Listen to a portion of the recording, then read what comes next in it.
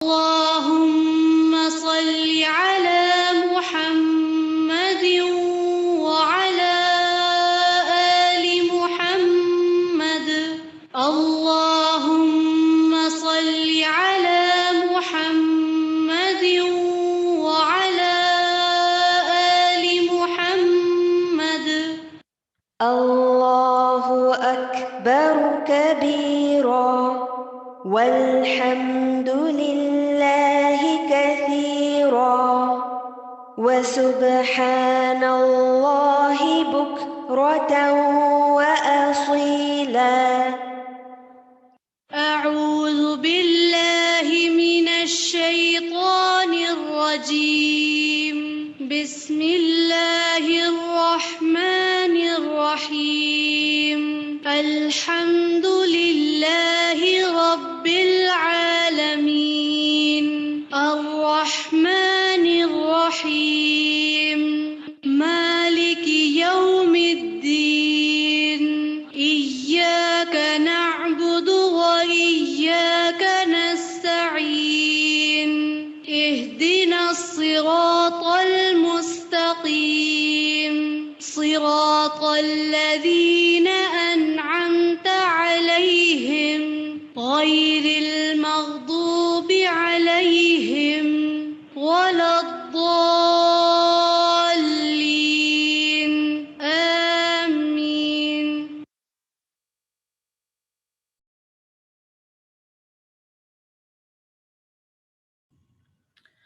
اعوذ باللہ من الشیطان الرجیم بسم اللہ الرحمن الرحیم السلام علیکم ورحمۃ اللہ وبرکاتہ. کیسے ہیں آپ لوگ؟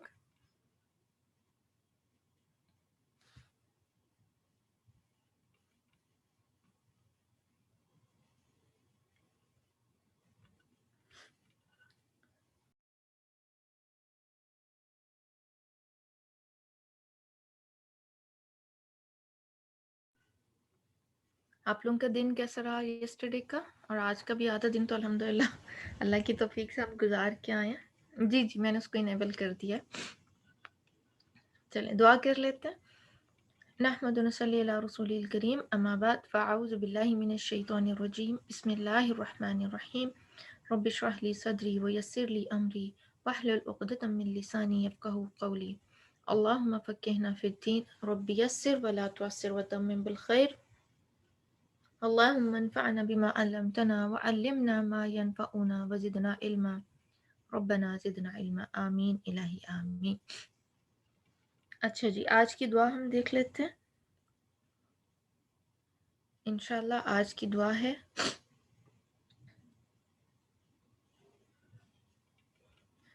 اللہم اغفر لی وارحمنی وتب علی انک انت التواب الرحیم. اے اللہ، پہلے اس کی حدیث دیکھ لیتے ہیں. اعوذ باللہ من الشیطان الرجیم. ابن عمر رضی اللہ تعالیٰ عنہ سے مروی ہے کہ ایک مرتبہ میں نبی کریم صلی اللہ علیہ وآلہ وسلم کے پاس بیٹھا ہوا تھا. میں نے آپ صلی اللہ علیہ وسلم کو 100 مرتبہ استغفار کرتے ہوئے سنا. پھر آپ صلی اللہ علیہ وآلہ وسلم نے فرمایا اللہم اغفر لی وارحمنی وتب علی انک انت التواب الرحیم. اے اللہ، مجھے معاف فرما، مجھ پر رحم فرما، میری توبہ قبول فرما، بے شک تو نہایت توبہ قبول کرنے والا نہایت مہربان ہے. بڑی خوبصورت دعا ہے اور چونکہ حدیث سے ثابت ہے اور نبی کریم صلی اللہ علیہ وسلم کا عمل اس میں ہمیں نظر آ رہا ہے کہ آپ صلی اللہ علیہ وسلم نے پہلے کتنی دفعہ استغفار کیا. ہم یوزلی کیا کرتے ہیں، ہم دن میں اگر ہم نے 100 ٹائمز اگر صبح فجر کے بعد استغفار کر لیا ہے، ایک تسبیح کر لی ہے، تو یوزلی ہمارا مائنڈ سیٹ کیا ہوتا ہے پورے دن؟ پھر ایسے کلمات کیا ہیں، ہم بے فکر ہو جاتے ہیں. صحیح، ہم رہ کے پلٹ کے ہمیں خیال نہیں آتا کہ ہم اپنے کاموں میں، اپنی ذاتیوں میں، کمیوں کوتاہیوں میں اللہ تعالیٰ سے معافی طلب کرتے رہیں. نبی کریم صلی اللہ علیہ وسلم کا طرز عمل ہمیں ایسا نظر آ رہا ہے کہ آپ نے پہلے 100 مرتبہ استغفار کیا اور اس پہ پھر اللہ تعالیٰ سے کیا ہے، مغفرت، اس کے ساتھ رحمت دونوں مانگی اور پھر اپنی توبہ قبول ہونے کی دعا کی. یعنی ہم کام تو کر لیتے ہیں لیکن کام تبھی پورا ہوگا نا جب اللہ تعالیٰ کے ہاں وہ قبولیت پا جائے گا. تو قبولیت پانے کے لیے اللہ تعالیٰ کے سامنے دعا کرنی چاہیے. تو پھر آپ سے سب نے کیا کیا؟ وَتُبْ عَلَيَّ إِنَّكَ أَنْتَ التَّوَّابُ الرَّحِيمُ، اور اللہ تعالیٰ سے بڑھ کے اپنے بندوں پہ رحم کرنے والا اور ان کو معاف کرنے والا کوئی بھی نہیں ہے. اور الرحیم اللہ تعالیٰ کی کون سی صفت ہے؟ اگر آپ لوگوں نے تعلیم القرآن کیا ہوا ہے یا دورہ قرآن میں بھی سنا ہوگا یا ترجمہ اگر پڑھا ہوا ہے، تو رحیم اللہ تعالیٰ کی کون سی صفت میں رحم والی صفت ہے؟ آپ لوگ میرے ساتھ ہیں؟ فعیل کے وزن پہ تو ہے، لیکن کون سا یہ خاص اس کے اندر چیز پائی جاتی ہے رحیم میں؟ خاص مومنوں کے لیے دنیا اور آخرت دونوں جگہ پہ اللہ تعالیٰ کیا ہے؟ اپنے بندوں پر، خاص طور پہ اہل ایمان پر جو ہے رحم کرنے والے ہیں. جی، اللہ تعالیٰ کی جو صفت رحمان ہے نا، وہ تو سب کے لیے، مومن ہے، کافر ہے، مشرک ہے، وہ سب کے لیے اللہ تعالیٰ جو ہے نا وہ والی رحم کی صفت رکھتے ہیں کہ ہر ایک کو اللہ دے رہے ہیں ان کی زیادتیوں کے باوجود، گناہوں کے باوجود. لیکن یہ خاص رحمت کیا ہے؟ ڈے آف ججمنٹ میں، قیامت میں اللہ تعالیٰ اپنے بندوں پر کیا ہوں گے؟ مہربان ہوں گے، وہ جو دنیا میں بھی اللہ تعالیٰ کے ڈر سے زندگی گزارتے رہے. اچھا، یہاں پہ جو ریمائنڈر ہمیں مل رہا ہے اس دعا میں، وہ کیا ہے؟ مغفرت کے ساتھ ساتھ اللہ تعالیٰ کی رحمت.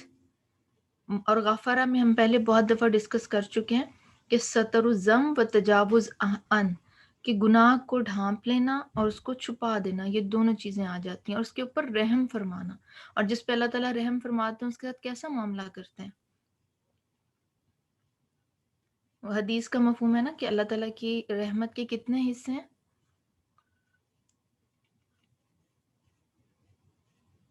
100. اور اس میں سے صرف ایک جو ہے اللہ تعالیٰ نے دنیا میں اتارا، جس کی وجہ سے وحشی جانور بھی اپنے بچوں کے ساتھ محبت کا مظاہرہ کرتے ہیں. تو جی، اور اس کے بعد کیا ہے؟ رحم فرمانے میں یہ آ جاتا ہے کہ ہم ایک دوسرے کے ساتھ جو مودت کے ساتھ، ایک دوسرے کے ساتھ شفقت کے ساتھ پیش آتے ہیں، اپنے اہل و عیال کے ساتھ، اپنے بچوں کے ساتھ، اپنے دوستوں کے ساتھ، ارد گرد کے لوگوں کے ساتھ. پھر نیکی کی توفیق کا مل جانا، دل کے اندر نرمی کا پائے جانا، سختی سے بچ جانا، یہ سب کیا ہے؟ اور پھر کام کرنے کے بعد وتوب علیہ، اللہ تعالیٰ سے پھر بھی یہ بات دعا کرنا کہ اللہ تعالیٰ ہماری توبہ قبول کرے. آپ کسی کو اگر ایکسکیوز کریں، مانگیں، کسی سے معافی طلب کریں، دنیا میں انسانوں کی بات کر رہی ہوں، تو یوزلی انسانوں کا کیا رویہ ہوتا ہے؟ انسان کس طرح ریئیکٹ کرتے ہیں؟ بعض تو صاف منہ پہ کہہ دیتے ہیں نہیں معاف کرنا. تو لیکن اللہ تعالیٰ کتنے ہمارے اوپر مہربان ہیں کہ اللہ تعالیٰ نہ صرف ہماری غلطیوں کو معاف کرتے ہیں بلکہ ہمیں مزید مواقع دیے چلے جاتے ہیں. اور پھر کیا ہے کہ اللہ تعالیٰ سے بڑھ کے بندوں پہ کوئی بھی رحم کرنے والا نہیں ہے. اللہ سبحانہ تعالیٰ ہم سب کو جو ہے اپنے نیک بندوں میں شامل کرے اور ہماری جو ہے گناہوں سے ہماری مغفرت فرمائے. آج کی یہ دعا تھی. آپ کا کوئی کویسچن ہے تو آپ پوچھ سکتے ہیں.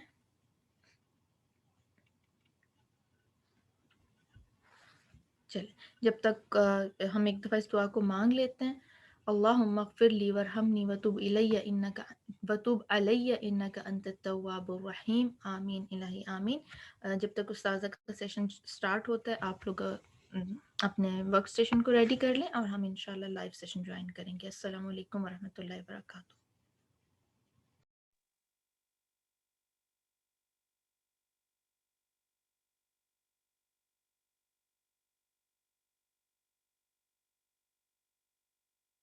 ربنا اصرف عنا عذاب جهنم إن عذابها كان غراما إنها ساءت مستقرا ومقاما ربنا اصرف عنا عذاب جهنم إن عذابها كان غراما إنها ساءت مستقرا ومقاما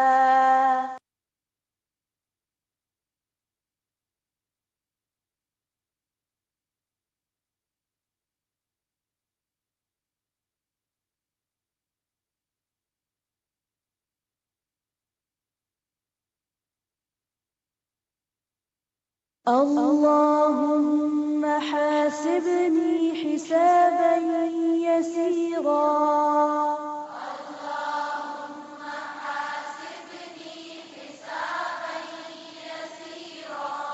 اللهم حاسبني حسابا يسيرا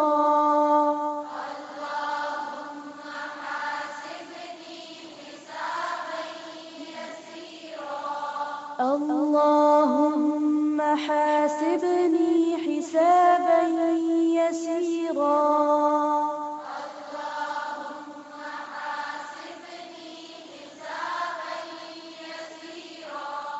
اللهم حاسبني حسابا يسيرا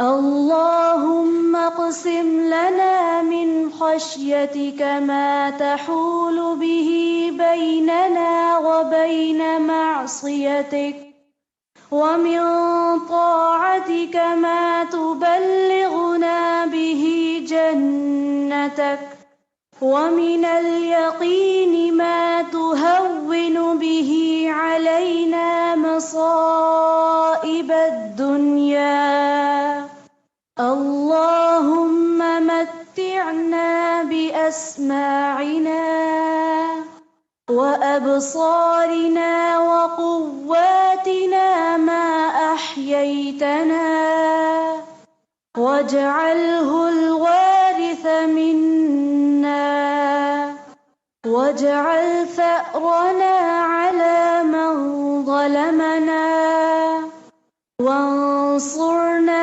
على من عادانا ولا تجعل مصيبتنا في ديننا ولا تجعل الدنيا أكبر همنا ولا مبلغ علمنا ولا تسلط علينا من لا يرحمنا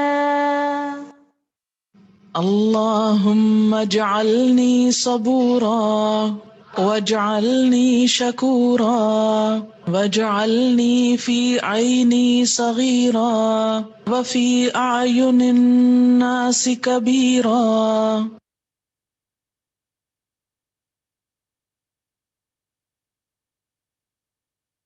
أعوذ بالله من الشيطان الرجيم بسم الله الرحمن الرحيم. مسنون دعائیں.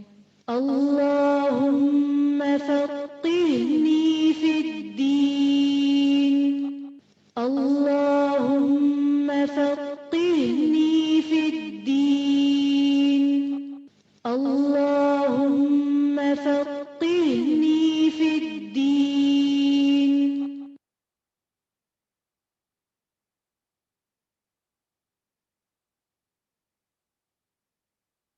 الله أكبر كبيرا والحمد لله كثيرا وسبحان الله بكرة وأصيلا.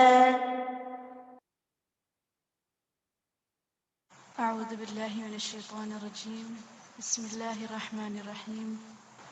سبحان الله وبحمده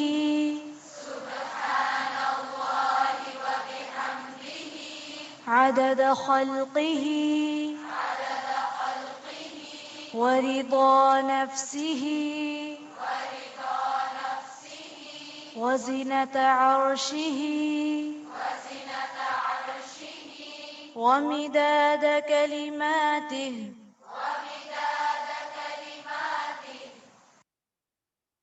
سبحان الله وبحمده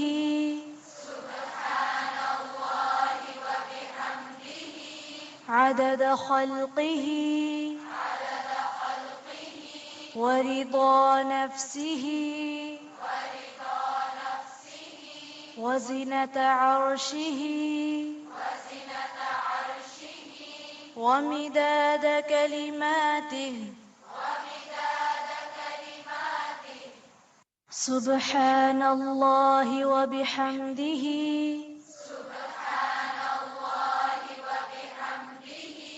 عدد خلقه ورضا نفسه وزنة عرشه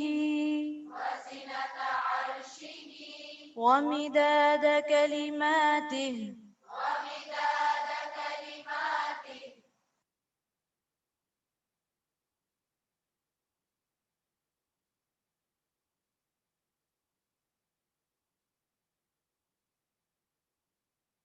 رب إني لما أنزلت إلي من خير فقير. رب إني لما أنزلت إلي من خير فقير. رب إني لما أنزلت إلي من خير فقير. رب إني لما أنزلت إلي من خير فقير. رب إني لما أنزلت إلي من خير فقير. رب إني لما أنزلت إلي من خير فقير.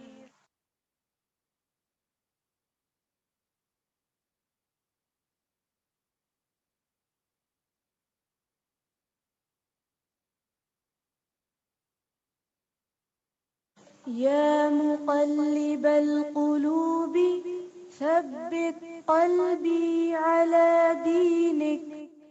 يا مقلب القلوب ثبت قلبي على دينك. يا مقلب القلوب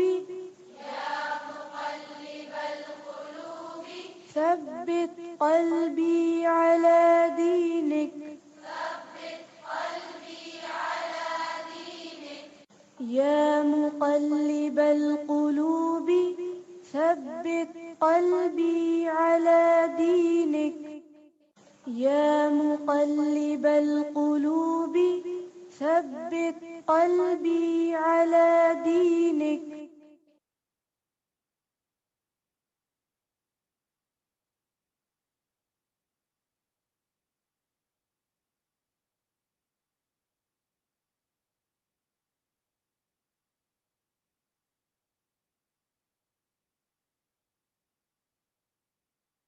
اللهم حاسبني حسابا يسيرا.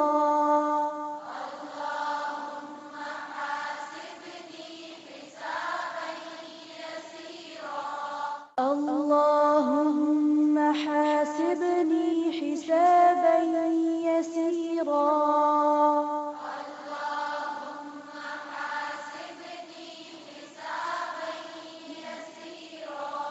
أما بعد اللهم فأعوذ حاسب. بالله من الشيطان الرجيم. بسم الله الرحمن الرحيم. رب اشرح لي صدري ويسر لي أمري واحلل عقدة من لساني يفقهوا قولي. آج ہم سورۃ المائدہ کی آیت نمبر 12 سے شروع کریں گے. وَلَقَدْ أَخَذَ اللَّهُ مِيثَاقَ بَنِي إِسْرَائِيلَ وَبَعَثْنَا مِنْهُمُ 12 نَقِيبًا وَقَالَ اللَّهُ إِنِّي مَعَكُمْ لَئِنْ أَقَمْتُمُ الصَّلَاةَ وَآتَيْتُمُ الزَّكَاةَ وَآمَنْتُمْ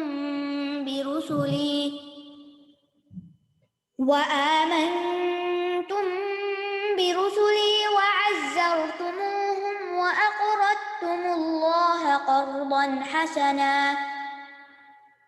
لأكفرن عنكم سيئاتكم ولأدخلنكم جنات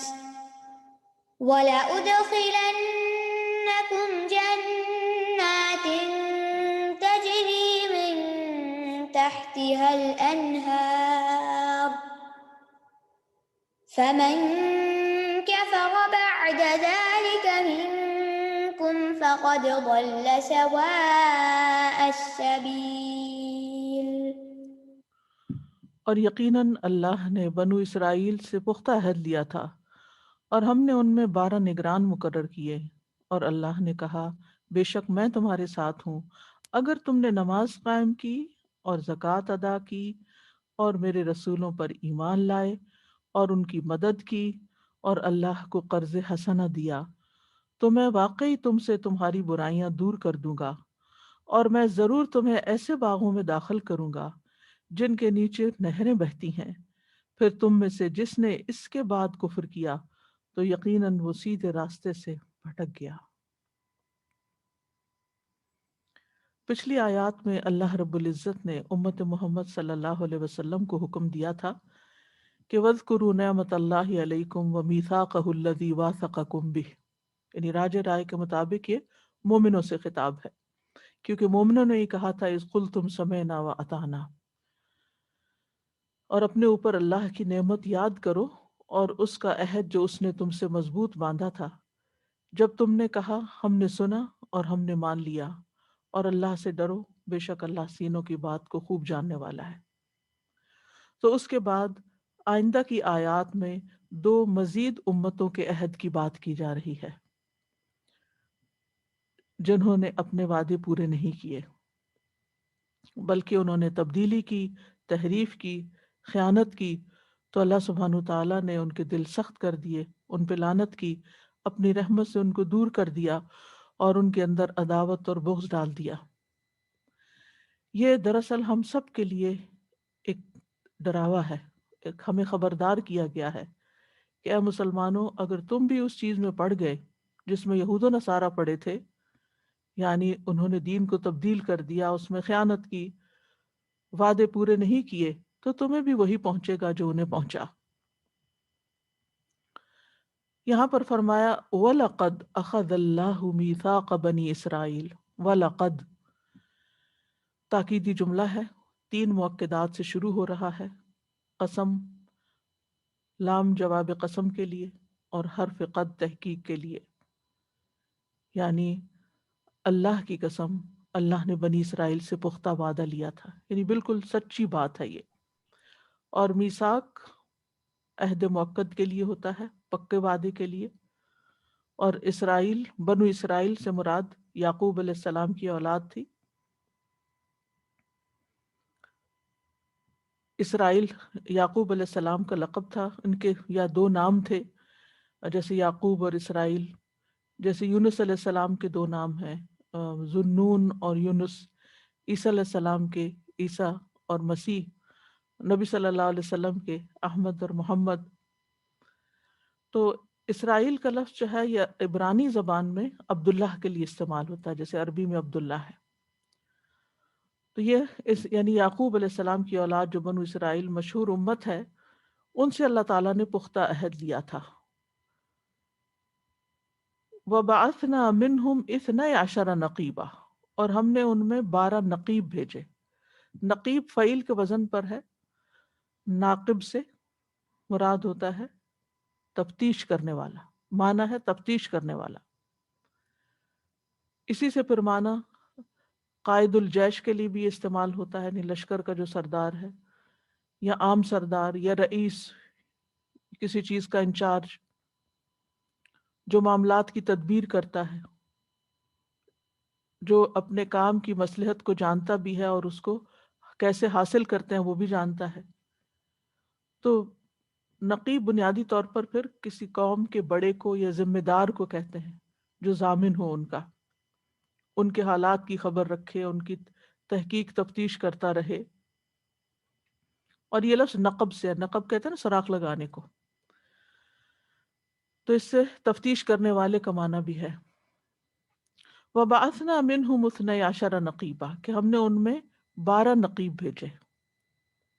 یعنی موسیٰ علیہ السلام نے، کیونکہ ان کی 12 نسلیں تھی تو بنی اسرائیل کے 12 قبیلے تھے، تو ہر قبیلے میں سے ایک سردار چن لیا. ٹھیک ہے، ہر قبیلے میں سے ایک سردار چن لیا جو ان کے معاملات کا ذمہ دار تھا، ان کا نمائندہ تھا. اور ان کے بھیجے جانے کا مقصد کیا تھا؟ تاکہ وہ بنی اسرائیل کے جو 12 کنبے تھے یا قبیلے تھے ان کی نگہداشت کریں، ان کی نگرانی کریں، ان کے معاملات کو درست کریں، اور پھر جو عہد انہوں نے کیا ہے اس کو امپلیمنٹ کریں. اتفاق کی بات یہ ہے کہ رسول اللہ صلی اللہ علیہ وسلم نے بھی لیلۃ العقبہ میں جب سمع و اطاعت پر بیعت لی تھی مدینہ سے آنے والوں کے ساتھ، تو ان پر بھی 12 نقیب بھی مقرر کیے تھے. وقال اللہ انی معکم،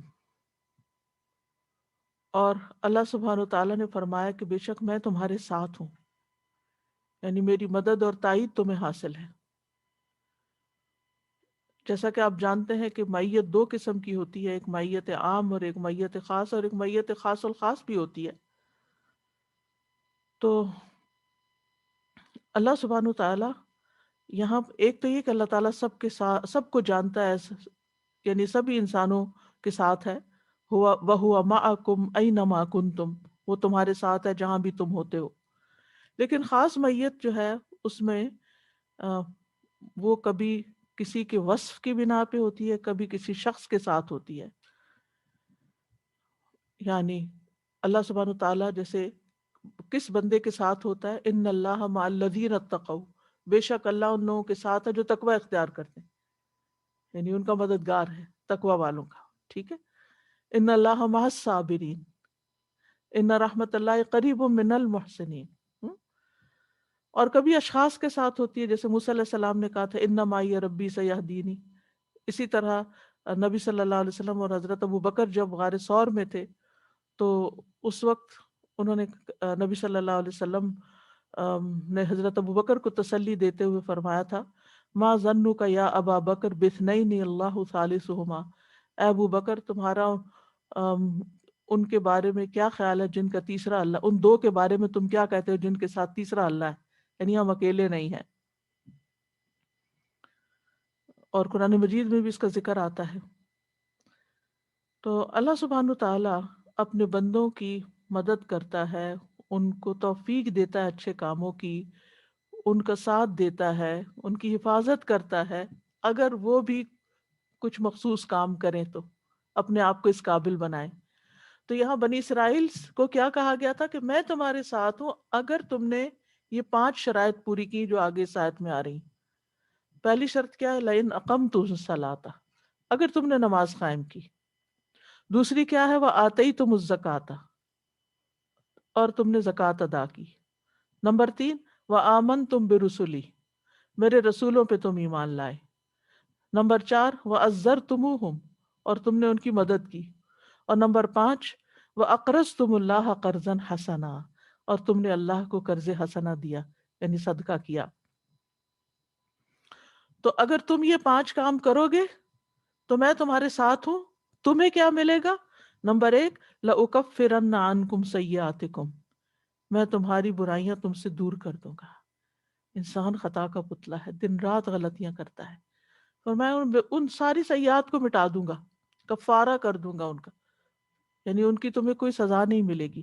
کتنا بڑا انعام ہے، یعنی کتنی بڑی خوشخبری ہے کہ اگر کوئی شخص یہ کام کرتا ہو تو اس کے لیے گناہوں سے نجات ہے، یعنی گناہوں کی جو سزا ہے اس سے اس کی چھوٹ ہے. اور صرف یہ نہیں کہ مکروہ چیز دور کروں گا، بلکہ نمبر 2 وَلَأُدْخِلَنَّكُمْ جَنَّاتٍ تَجْرِي مِن تَحْتِهَا الْأَنْهَارُ، ضرور میں تمہیں داخل کروں گا ان باغوں میں جن کے نیچے نہریں بہتی ہیں. اور جنت جیسے آپ کو پتہ ہے کہ جنت ایک نہیں ہے، کئی جنتیں ہیں. جس سورۃ الرحمن میں آتا ہے وَلِمَنْ خَافَ مَقَامَ رَبِّهِ جَنَّتَانِ، 2 جنتیں تو اس بندے کو مل جائے گی جو اپنے رب سے ڈرتا ہوگا. اور پھر وَمِن دُونِهِمَا جَنَّتَانِ، ان 2 کے علاوہ بھی 2 اور جنتیں ہیں. اور پھر مختلف جنتوں کے نام بھی ہیں، ان کے درجات بھی ہیں. تو بہرحال اللہ سبحانہ تعالیٰ کا وعدہ ہے. اور پھر یہ کہ ہمیشہ جنت کی کوئی نہ کوئی صفت بھی ساتھ بیان ہوتی ہے کہ تجری من تحتہا الانہار. دنیا میں آپ دیکھیں ہر شخص دریا کے کنارے یا نہر کے کنارے یا جھیل کے کنارے یا سمندر کے کنارے گھر نہیں لے سکتا، دوری ہوتے ہیں. لیکن یہاں جنتیوں کو فائدہ کیا ہوگا کہ ہر شخص کا کہ اپنی نہریں بہ رہی ہوں گی ان کے محلات اور ان کے باغوں کے اندر اندر سے، جن کو وہ انجوائے کریں گے.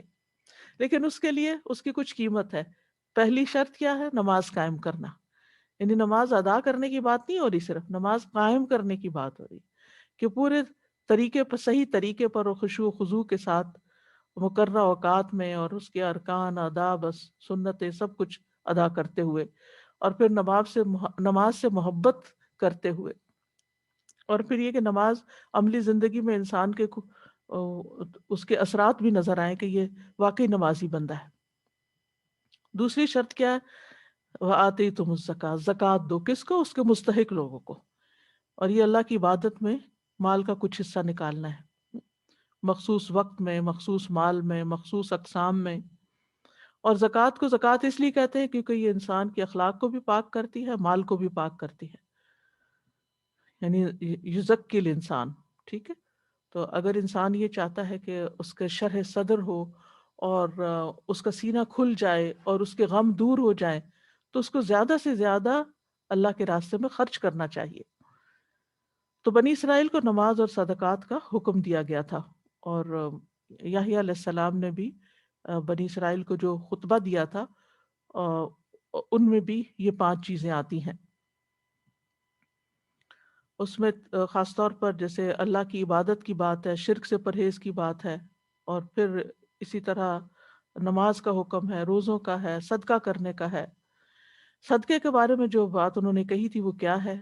اس کی صدقہ کرنے کا تو میں حکم دیتا ہوں کیونکہ اس کی مثال اس شخص کی سی ہے جسے دشمن نے قید کر کے اس کے ہاتھ گردن سے باندھ دیے ہوں، پھر اسے قتل کرنے کے لیے لے چلیں، اور وہ ان سے کہے کہ یا تم میری جان کا فدیہ وصول کرنے کے لیے تیار ہو. پھر وہ تھوڑے اور زیادہ کے ذریعے جس طرح بھی ہو سکے اپنی جان کا صدقہ فدیہ پیش کرے، یہاں تک کہ اپنے آپ کو چھڑا لے.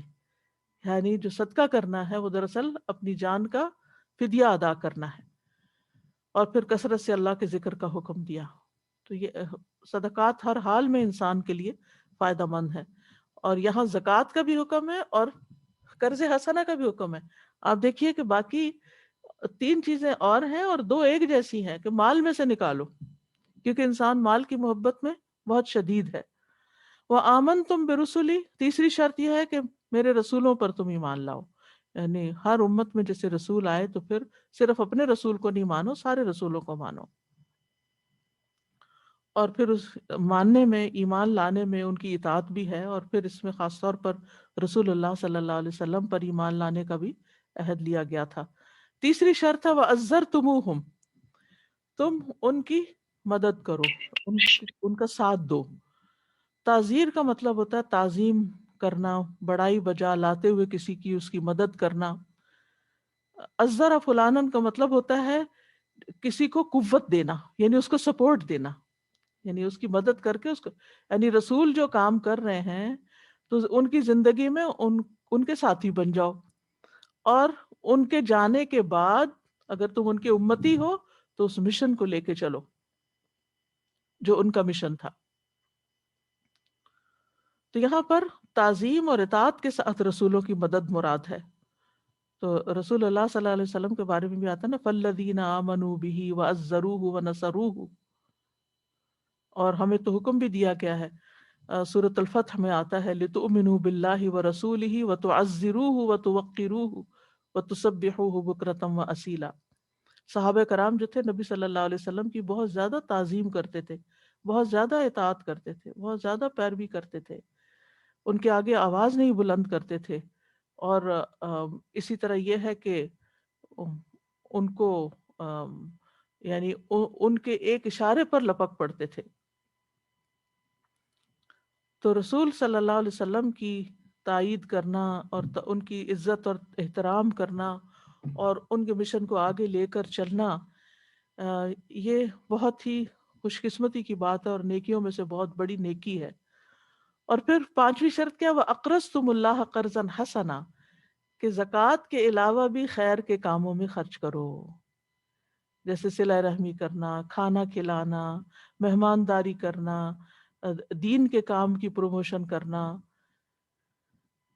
تو قرض حسنہ وہ ہوتا ہے جو خالص اللہ کی رضا کے لیے ہوتا ہے، یعنی انسان بدلے اور صلے میں کچھ نہیں چاہتا اس کے دنیا سے. یعنی جب وہ کسی پر خرچ کرتا ہے تو اس سے بدلہ نہیں چاہتا. جیسے رشتہ داروں پہ آپ خرچ کرتے ہیں تو ان سے نہ شکریہ نہ بدلہ. غریبوں مسکینوں کو آپ کھلاتے ہیں، لا نرید منکم جزاء ولا شکورا. اسی طرح مہمانوں کو آپ دیتے، یعنی کہ مہمانداری پہ خرچ کرتے ہیں. کوئی آپ کے گھر میں آ جاتا ہے تو آپ اس سے ریوارڈ نہیں چاہ رہے ہوتے، بلکہ اس کا حق سمجھ کے اس کو دے رہے ہوتے ہیں، کیونکہ مہمان کا ایک حق ہوتا ہے آپ کے کھانے پینے میں یا آپ کی اور فیسلٹیز استعمال کرنے میں. تو یہ قرض کی نیت سے خرچ کرنا چاہیے. اور یہ قرض کس کو دیا جاتا ہے؟ من یقرض اللہ قرضا حسنا، اللہ سبحانہ، یعنی یا اللہ یہ میرا مال آپ کے پاس قرض ہے، آپ کے اوپر قرض ہے، اس کا بدلہ مجھے آپ دیں گے. خود سوچئے کہ پھر اللہ سبحانہ تعالیٰ کتنے گناہ لوٹا کر انسان کو دے گا. تو اب یہاں پر یہ ہے کہ زکوٰۃ کا تو حکم ہو ہی چکا تھا، وہ بھی عبادت ہے، لیکن پھر دوبارہ یہ کیوں کہا گیا؟ کیونکہ مال میں صرف فرض ہی نہیں بلکہ نفل بھی. ہماری ساری عبادات میں، جیسے نماز میں صرف فرض نماز نہیں پڑھنی ہوتی، سنت نفل بھی پڑھنے ہوتے ہیں. روزوں میں صرف فرض روزے ہی نہیں بلکہ نفلی روزوں کی بھی تاکید ہے. اسی طرح مال میں صرف زکوٰۃ ہی نہیں، زکوٰۃ کے علاوہ بھی حق ہے، اور اس کو یہاں پر قرض حسنہ یعنی نفلی صدقات کہا گیا. اور اس کا اجر کتنا ہے؟ سورۃ البقرہ میں آتا ہے من ذا الذی یقرض اللہ قرضا حسنا فیضاعفہ لہ اضعافا کثیرہ واللہ یقبض ویبسط والیہ ترجعون. کون ہے وہ جو اللہ کو قرض دے، اچھا قرض، پس وہ اسے اس کے لیے بہت زیادہ گنا بڑھا دے. یعنی باقی نیکیاں تو 1 سے 10، 10 سے 700، لیکن یہ جو اللہ کو دے دیتے ہیں، اللہ کی خاطر دے دیتے ہیں، اس کا اجر کئی گنا زیادہ. اور اللہ ہی بند کرتا ہے اور کھولتا ہے، یعنی کسی کا رزق بڑھا دیتا ہے، کسی کا گھٹا دیتا ہے، اور تم اسی کی طرف لوٹائے جاؤ گے. اور اسی طرح اللہ کے راستے میں خرچ کرنے کا جو سورۃ البقرہ میں مثال دی گئی کہ جیسے ایک دانے کی طرح، جس نے 7 خوشے اگائے، ہر خوشے میں 100 دانے، تو ایک دانہ 700 بن گئے، یعنی اتنا اجر. پھر اسی طرح رسول اللہ صلی اللہ علیہ وسلم نے فرمایا جس نے اللہ کی راہ میں کوئی چیز خرچ کی، اس کے لیے اس کا 700 گنا لکھا جاتا ہے. پھر اسی طرح ایک آدمی کو آپ نے کہا تھا نہیں، قیامت کے دن 700 اونٹنیاں نکیل والی لے کر آئے گا جس نے ایک اونٹنی اللہ کے راستے میں صدقہ کی تھی. اور فی سبیل اللہ تو انسان جو بھی دیتا ہے اللہ سبحانہ تعالیٰ اس کو پورا پورا واپس کرے گا. یوفی الیکم وانتم لا تظلمون. اور پھر اللہ تعالیٰ دنیا میں بھی پیچھے اور دیتا چلا جاتا ہے. وما انفقتم من شیء فہو یخلفہ وہو خیر الرازقین. اور ویسے بھی اللہ تعالیٰ خرچ کرنے والوں پر خرچ کرتا ہے. حدیث میں آتا ہے کہ اللہ تعالیٰ نے رسول اللہ صلی اللہ علیہ وسلم نے فرمایا، اللہ تعالیٰ نے مجھ سے فرمایا انفق علیکا، خرچ کرو، تم پر خرچ کیا جائے گا. اور پھر یہ کہ گناہ بھی معاف ہوتے ہیں. ان تقرضوا اللہ قرضا حسنا یضاعف لکم ویغفر لکم. یعنی نہ صرف یہ کہ مال بڑھتا ہے بلکہ گناہ بھی معاف ہوتے ہیں، گناہ دھل جاتے ہیں. رسول اللہ صلی اللہ علیہ وسلم نے کعب بن عجرہ سے کہا تھا کہ صدقہ گناہوں کو اس طرح مٹاتا ہے جیسے پانی آگ کو مٹاتا ہے. سفیان ثوری جب اپنے دروازے پر کسی سائل کو دیکھتے تو ان کا سینہ کھل جاتا، خوش ہو جاتے، یعنی کوئی لینے والا انہیں ملتا تو خوش ہو جاتے، اور وہ کہتے اس آدمی کو مرحبا جو میرے گناہ دھونے آیا، ویلکم. یعنی ہمیں تو کوئی مانگ بیٹھے یا کوئی کسی کو دینا پڑ جائے تو ہم پہ ایک ہوتا کہ اب پتہ نہیں یہ کیا مانگ بیٹھے گا، کیا دینا پڑے گا، لیکن وہ خوش ہوتے اور وہ کہتے کہ میرے گناہ دھونے کے لیے شخص آ گیا ہے. اور ایک اور حضرت ابن عباس یا کسی اور نیک بزرگ کے بارے میں آتا ہے کہ وہ کہتے ہیں کہ میں اس شخص کا احسان ہی نہیں بھلا سکتا کہ جو مجھے یہ موقع دیتا ہے کہ اس کے دل میں اس کو کوئی ضرورت پڑتی ہے تو اس کے دل میں میرا خیال آ جاتا ہے اور وہ مجھ سے آ کے کرتا ہے اور مجھے وہ نیکی کا موقع دیتا ہے. تو آپ سوچئے کہ اگر کوئی لینے والا نہ ہو تو ہم دیں گے کس کو؟ تو ہماری یہ نیکی کہاں سے آئے گی؟ ہمارے گناہ کہاں معاف ہوں گے؟ اور پھر یہ کہ شکر ادا کرنے کا بھی ایک موقع ہوتا ہے کہ اللہ نے ہمیں دیا ہے تو ہم اس کا شکر عمل کے ساتھ ادا کریں. تو جو یہ 5 کام کرے گا لَأُكَفِّرَنَّ عَنْكُمْ سَيِّئَاتِكُمْ، میں تمہاری برائیاں تم سے ضرور بضرور مٹا دوں گا. تکفیر کہتے ہیں، کفر کہتے ہیں نا چھپانے کو، یعنی تمہاری خطائیں ڈھانپ دوں گا، لفظی معنی یہ ہوگا، ان پہ پردہ ڈال دوں گا، یعنی تمہاری کوئی رسوائی نہیں ہوگی، تم امن سے جنت میں داخل ہو جاؤ، کسی کو پتہ نہیں چلے گا تمہاری برائیوں کا. وَلَأُدْخِلَنَّكُمْ جَنَّاتٍ، اور میں تمہیں باغوں میں داخل کروں گا، جنتوں میں داخل کروں گا، یعنی تمہیں خوفناک چیز سے نجات بھی دوں گا اور پھر امن والی چیز میں ٹھکانہ بھی دوں گا. اور جنت تو وہ جگہ ہے کہ جس کی طرف ہمیں دوڑنے کے لیے کہا گیا ہے. سابقوا الی مغفرۃ من ربکم وجنۃ عرضها السماوات والارض، دوڑو اس بخشش کی طرف اپنے رب کی، اور اس جنت کی طرف جس کا عرض آسمان و زمین کے برابر ہے.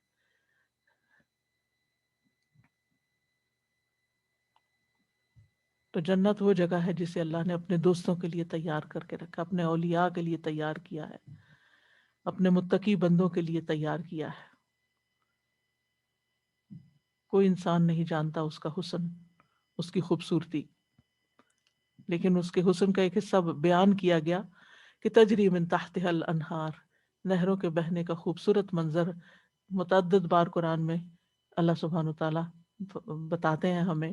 کیونکہ اگر نہر جو ہے وہ کہیں زمین کے اندر ہو تو وہ دور سے اتنی بار اس کا نظر بھی نہیں آتی. تو یہ ان جنتوں کے بارے میں آتا ہے کہ یہ زمین کی سطح پر ہوں گی کہ خوب نظارہ ہوگا.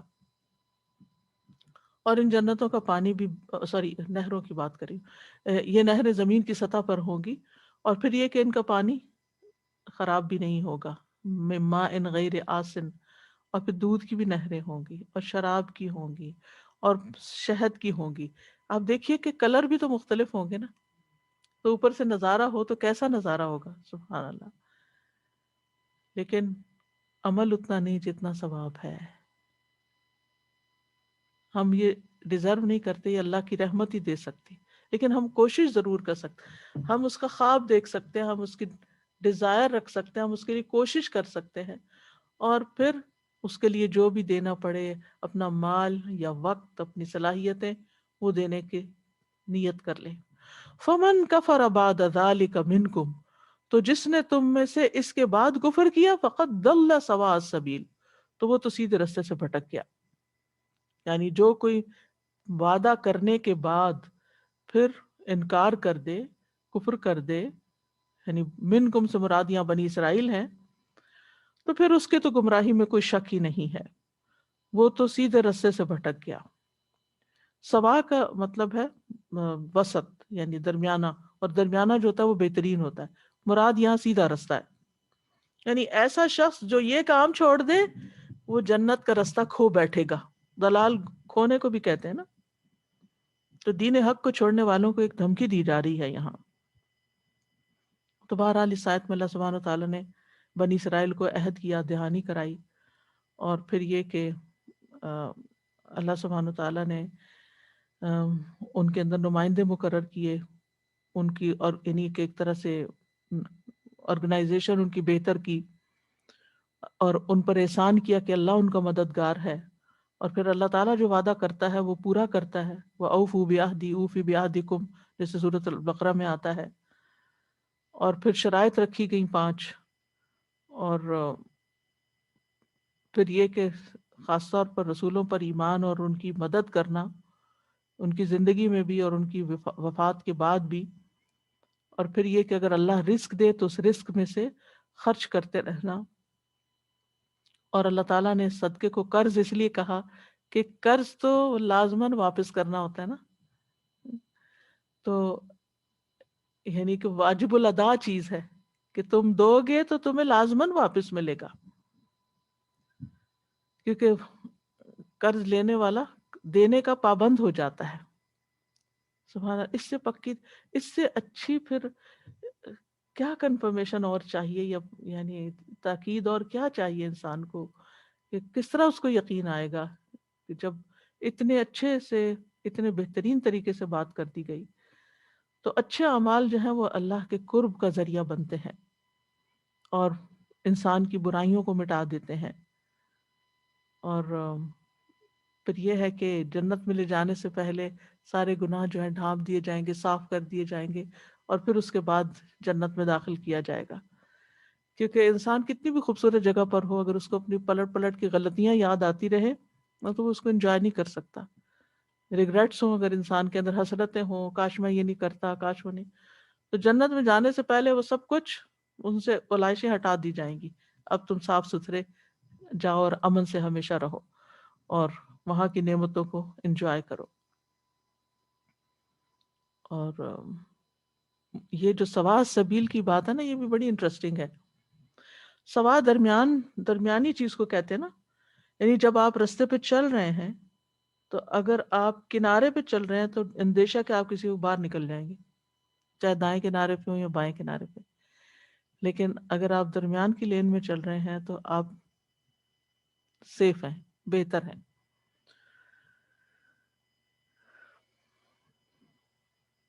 اللہ سبحانہ وتعالی ہمیں ان کاموں کو کرنے کی توفیق عطا فرمائے اور ہمیں اپنا قرب نصیب کرے اور اپنی جنت نصیب کرے.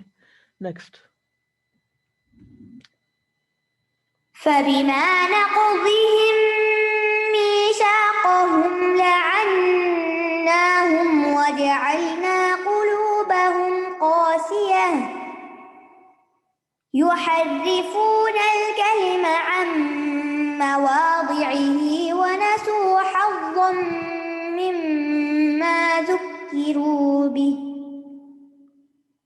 ولا تزال تطلع على خائنة منهم إلا قليلا منهم فاعف عنهم واصفح إن الله يحب المحسنين. تو ان کے اپنے پختہ عہد کو توڑنے کی وجہ سے ہم نے ان پر لعنت کی اور ان کے دلوں کو سخت کر دیا.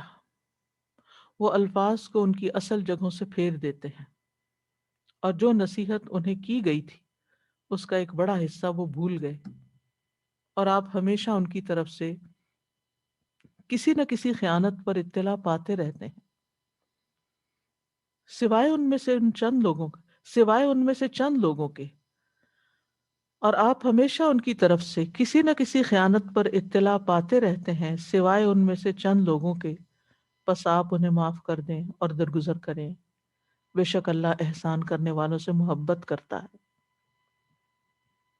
فَبِمَا نَقْضِهِمْ مِيثَاقَهُمْ لَعَنَّاهُمْ. فا جو ہے یہاں عطف کی ہے، جو چیزوں کی ترتیب کا فائدہ دیتی ہے، اور سببیہ بھی ہے، اور با سببیت کا فائدہ دیتی ہے جو آگے آ رہی ہے. فا بما، اور ما تاکید کے لیے زائد ہے لیکن تاکید کے لیے. نقضہم میثاقہم، یعنی ان کے، نقض کہتے ہیں گرہ کھولنے کو، یعنی انہوں نے اپنا وعدہ توڑ دیا اور کچھ بھی نہیں چھوڑا اس میں سے جس پہ عمل کرتے. ما اسی لیے آئے، یعنی پورے کا پورا ہی توڑ دیا انہوں نے وعدہ. فَبِمَا نَقْضِهِمْ مِيثَاقَهُمْ،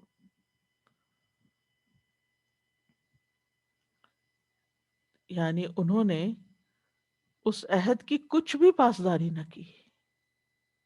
تو پھر کیا ہوا، ان پہ کیا وبال آیا؟ لَعَنَّاهُمْ، ہم نے ان پہ لعنت کی، یعنی ان کے عہد توڑنے کی وجہ سے اللہ نے ان پر لعنت کی اور لعنت کیا ہوتی ہے؟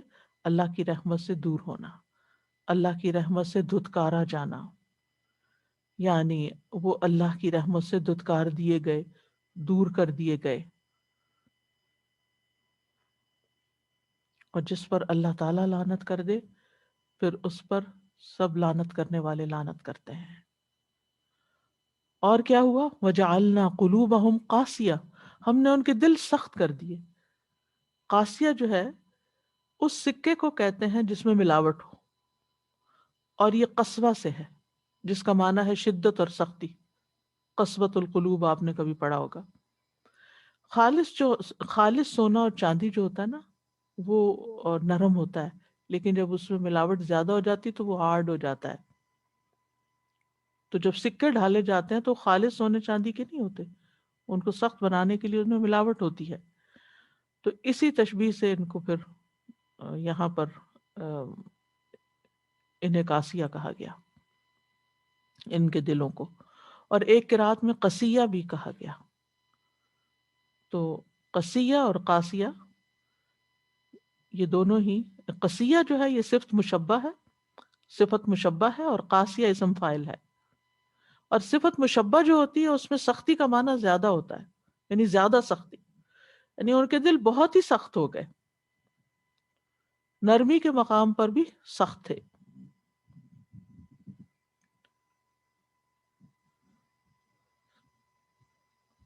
یحرفون الکلم عن مواضعہ، خود بدلنے کی بجائے انہوں نے کیا کیا؟ اللہ کے کلام میں تبدیلی شروع کر دی، کلمات کو ان کی جگہوں سے پھیر دیتے. کس کے کلمات کو؟ اللہ سبحانہ وتعالیٰ کے کلمات کو. کلم جو ہے یہ اسم جمع ہے، کلمہ کلمات اور کلم، کلمہ مفرد، کلمات جمع، اور کلم اسم جمع. اور تحریف دو طرح کی ہوتی ہے، ایک معنوی ہوتی ہے، ایک لفظی ہوتی ہے. اور تحریف کا لفظی مطلب ہوتا ہے تبدیل کر دینا، یعنی ایک چیز کو اس کی اصل شکل و صورت سے تبدیل کر دینا.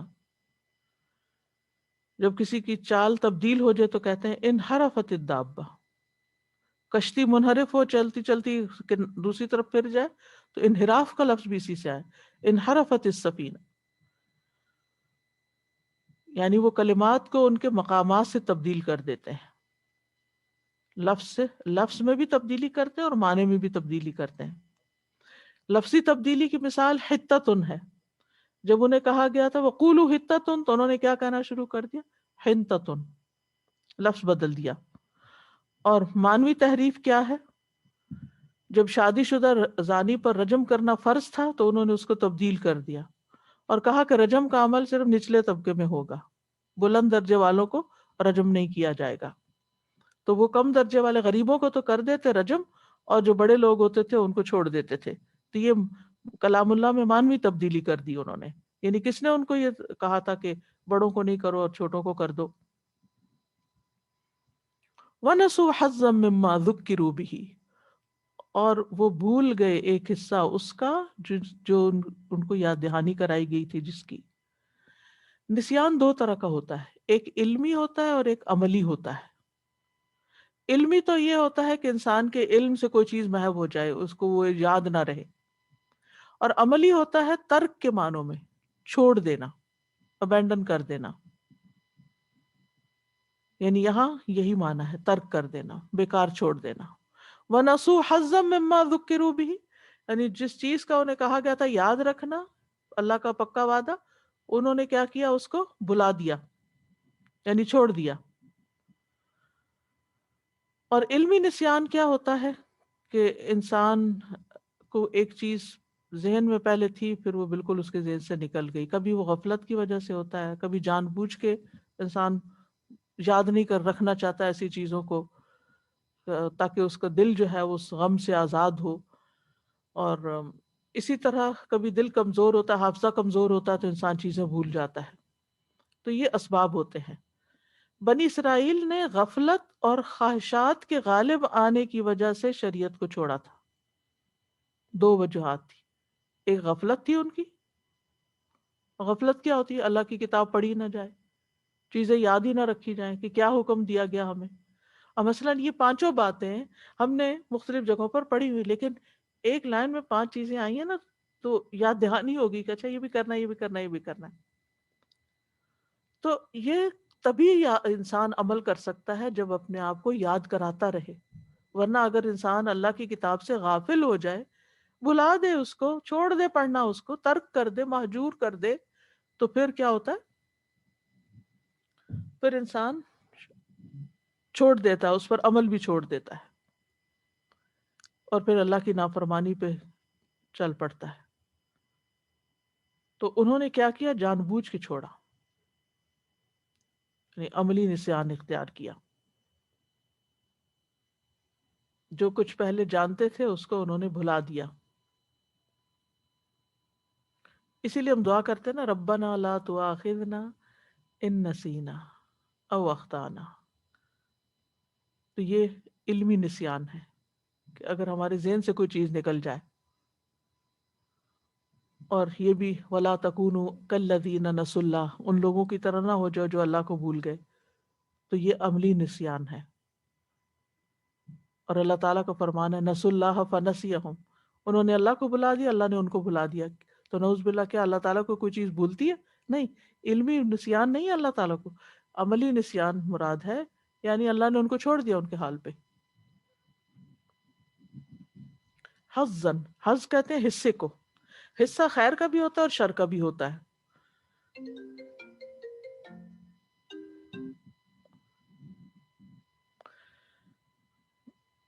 تو حصہ جو ہے وہ خیر کا بھی ہوتا ہے اور شر کا بھی ہوتا ہے. اور حظ کہتے ہیں بڑے حصے کو، بڑا حصہ. خاص طور جیسے سورۃ فصلت میں آتا ہے نا وما یلقاها الا ذو حظ عظیم. اور حظاً جو ہے نکرہ ہے، اور نکرہ جو ہوتا ہے وہ کسی چیز کو زیادہ اور ہولناک بتانے کے لیے ہوتا ہے، بڑا بتانے کے لیے ہوتا ہے. مما ذکروا بہ، یعنی اس وحی میں سے جو ان پر نازل ہوئی تھی، ان کی طرف آئی تھی کہ وہ اس سے نصیحت حاصل کریں، انہوں نے اس حصے کو فراموش کر دیا. سوری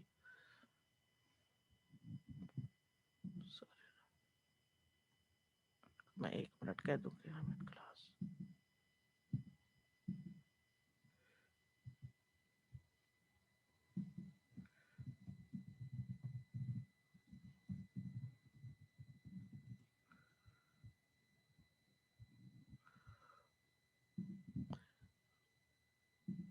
سوری جی.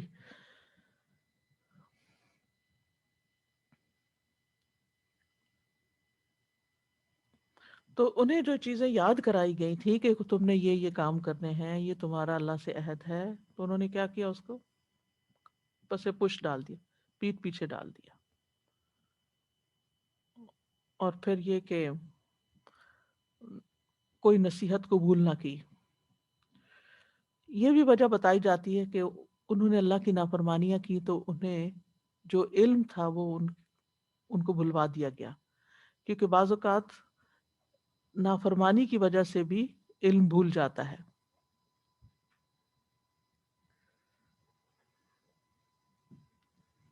وَلَا تَزَالُ تَطَّلِعُ عَلَى خَائِنَةٍ مِّنْهُمْ إِلَّا قَلِيلًا مِّنْهُمْ، اور آپ مسلسل ان کی اطلاع پاتے رہیں گے ان میں سے کسی نہ کسی ان کی خیانت پر، مگر بہت تھوڑے ان میں سے. یعنی ان کی خیانت نسل در نسل منتقل ہوتی رہے گی. استغفر اللہ. لا تزالو، ہمیشہ ہی یہ خیانت کرتے رہیں گے اور آپ کو پتہ چلتا رہے گا.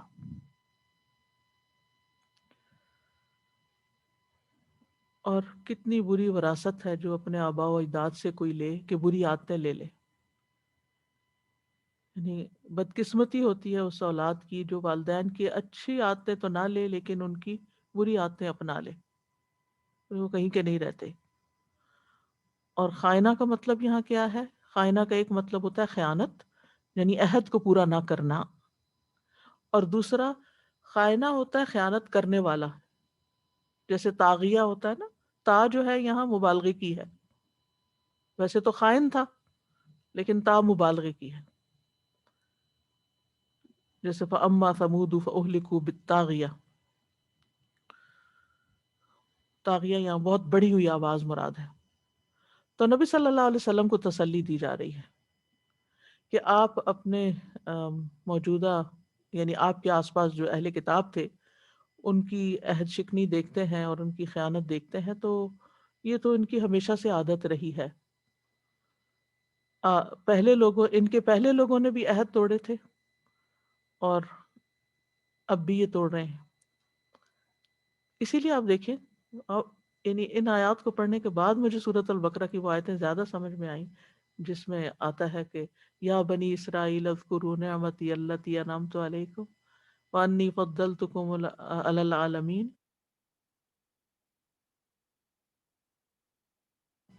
اور پھر دوسری آیت میں یا بنی اسرائیل اذکروا نعمتی التی انعمت علیکم واوفوا بعہدی اوفی بعہدکم. تو یہ تھا ان کا عہد جس کی تفصیل یہاں ہے. اوفی بعہدکم یعنی تمہیں وہ دوں گا جس کا میں نے وعدہ کیا ہے. لیکن انہوں نے اس کا کوئی پاس نہیں رکھا اور اس عہد میں خیانت کر دی، یعنی اس عہد کو توڑ دیا سوائے چند ایک کے، یعنی جو مسلمان ہو گئے یا نبی صلی اللہ علیہ وسلم پر ایمان لے آئے. پھر ایسے لوگوں کا کیا جائے جو عہد پورے نہ کریں، کمٹمنٹ نہ نبھائیں. فاعف عنہم واصفح، انہیں معاف کر دو، ان سے درگزر کرو، اگنور کر دو. یعنی عفو کہتے ہیں برائی کا مقابلہ برائی سے نہ کرنا، برائی کا مقابلہ برائی سے نہ کرنا، یہ عفو ہوتا ہے. یعنی اگر یہ عہد توڑتے ہیں تو آپ بس چھوڑ دیں ان کو. اور صفح کہتے ہیں ملامت نہ کرنا، ناراضگی کا اظہار نہ کرنا. اور صفح جو ہوتا ہے یہ عفو سے بلند ہوتا ہے. ٹھیک ہے، صفح عفو سے بلند ہوتا ہے. یعنی ایک شخص نے آپ کے ساتھ بدسلوکی کی تو آپ نے اس سے درگزر کیا، بدلہ نہیں لیا تو یہ عفو ہے. لیکن آپ کا موڈ آف ہو گیا یا اور اگر آپ نے اس کا کہیں ذکر ہی نہیں کیا کہ کس نے مجھ سے کیا کیا، تو یہ سب مثلاً دوبارہ بتاتی ہوں، ایک شخص نے آپ سے برائی کی، کوئی تکلیف دیا آپ کو، تو آپ نے اس کو معاف کر دیا، بدلہ نہیں لیا، یہ عفو ہے. لیکن اپنی بہن سے، بھائی سے، کسی سے ذکر کر دیا اس نے میرے ساتھ یہ کیا تھا، عفو کا درجے پہ آپ ہیں. لیکن اگر آپ اس کو کہیں مینشن ہی نہیں کرتے کہ کسی نے آپ سے کیا کیا، تو یہ صفح ہے، یہ اس کا درجہ اور بلند ہے. کیونکہ جو ہونا تھا وہ تو ہو گیا، اور معاف بھی آپ نے کر دیا، تو آپ بڑے درجے پہ آ جائیں، ذکر ہی نہ کریں. ان اللہ یحب المحسنین، بے شک اللہ تعالیٰ محسنین سے محبت رکھتا ہے. تو محسنین پھر کون ہوں گے؟ جو واعفو واصفحوا کرے. کیونکہ یہ احسان کا درجہ ہوتا ہے نا، کسی کو معاف کرنا احسان ہے، اور اس سے بھی بڑا احسان کیا ہے کہ آپ ذکر ہی نہ کریں. احسان خوبصورتی ہے نا، عبادت میں بھی خوبصورتی اور معاملات میں بھی خوبصورتی احسان ہی سے آتی ہے. تو اس آیت سے ہمیں یہ پتہ چلتا ہے کہ پختہ عہد توڑنا لعنت کا سبب بنتا ہے. کمٹمنٹ کر کے توڑ دینا، اللہ رحم کرے. اور لعنت جو ہے یہ سزا کی ایک قسم ہے، لعنت سزا کی ایک قسم ہے. اور پھر نافرمانی سے دل سخت ہو جاتے ہیں. یعنی جیسے جیسے انسان گناہ کرتا ہے اور توبہ نہیں کرتا نا، تو اس کا دل سخت ہوتا جاتا ہے. وجعلنا قلوبہم قاسیہ، سزا تھی ان کی. اور جب دل سخت ہو جاتا ہے انسان کو کوئی نیکی کی بات، کوئی واز، کوئی نصیحت اثر ہی نہیں کرتی، اندر ہی نہیں جاتی اس کے. تو اطاعت دلوں کو نرم کرتی ہے اور نافرمانی دلوں کو سخت کرتی ہے. تو دلوں کی سختی کا علاج کیا ہے؟ کہ زیادہ سے زیادہ اللہ کی اطاعت کی جائے، جن کاموں کا اللہ نے حکم دیا وہ زیادہ سے زیادہ کیے جائیں. اور دل کی حالتیں بدلتی رہتی ہیں. اور بہت سے گناہ کم علمی کی وجہ سے ہوتے ہیں، علم بھلا دینے کی وجہ سے ہوتے ہیں، اور نافرمانی علم کو بھلانے کا باعث بن جاتی ہے. والذین اہتدوا زادہم ہدی، ٹھیک ہے نا، جنہوں نے ہدایت قبول کی اللہ انہیں ہدایت میں اور بڑھا دیتا ہے. وآتاہم تقواہم، اور اس نے ان کو ان کا تقوی عطا کیا. لیکن اگر کوئی منہ پھیر لے تو پھر اللہ سبحانہ وتعالیٰ بھی اس کو ہدایت سے محروم کر دیتا ہے. تو یہاں یہود کی 3 خصلتوں کی بات کی گئی ہے بنیادی طور پر. ان کی خیانت کی، ان کے دلوں کی سختی کی، اور پھر اللہ کی محبت اور نبی صلی اللہ علیہ وسلم کو کیا طریقہ اختیار کرنا چاہیے ان کے ساتھ. اور اس میں ہمارے لیے بھی ایک سبق ہے نا کہ بعض اوقات کوئی شخص آپ سے وعدہ کرتا ہے اور توڑ دیتا ہے، پھر آپ کو کتنا غصہ آتا ہے. یعنی اس وقت برداشت سے باہر ہوتا ہے غصہ. یعنی مثلا کسی نے آپ سے وعدہ کیا میں یہ بات کسی کو نہیں بتاؤں گا، اور پھر پتہ چلا کہ اس نے تو وعدہ ہی توڑ دیا. تو یعنی آپ کو یوں محسوس ہوتا ہے نا کسی نے آپ کے ساتھ چیٹ کیا، دھوکہ دیا آپ کو، کیونکہ وعدہ توڑنے میں جھوٹ بھی ہے، وعدہ توڑنے میں دھوکہ بھی ہے، ٹرسٹ ختم ہو جاتا ہے. تو ایسے بندے کو معاف کر دینا پھر بہت بڑا اجر ہے، تو بہت بڑے اجر کا باعث ہے. تو پھر یہی احسان ہے، اور احسان جو ہے وہ اللہ تعالیٰ کو پسند ہے، اور ایسے شخص سے اللہ محبت کرتا ہے، اور جس سے اللہ تعالیٰ محبت کرے پھر اس کو اور کیا چاہیے. نیکسٹ آیت.